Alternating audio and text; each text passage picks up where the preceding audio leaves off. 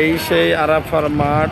আলহামদুলিল্লাহ 2025 সালে এসেছিলাম হজে, ওই সময় এসেছিলাম। আলহামদুলিল্লাহ আল্লাহ পাকে আবার নসিবে রেখেছে, ভাগ্যে রেখেছে, আবার আসছি আলহামদুলিল্লাহ 2026 সাল উমরা হজের জন্য।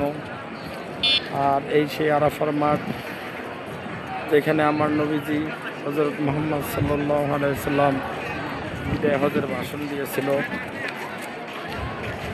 এই সেই স্থান, এই সেই জায়গা, এই সেই পাহাড়। দেখুন আলহামদুলিল্লাহ বহুত বহুত হাজিগণরা এখানে দেখার জন্য আসে। এটা হলো আমাদের গ্রুপ, আমাদের কাফেলা। আমরা এখন সবাই একত্রিত হয়েছি আলহামদুলিল্লাহ।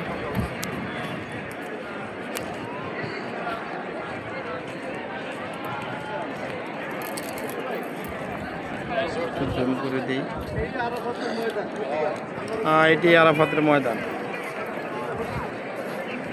সাদ্দাম এদিকে আও, ভিডিওটা আমার দিকে একটু ধরো। হ্যাঁ, কথা বলছি তো, এদিকে আসো। দেখা যায়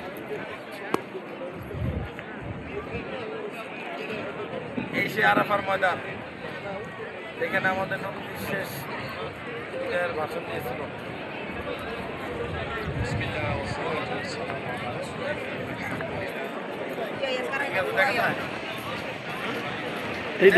এই দিক ধরেন।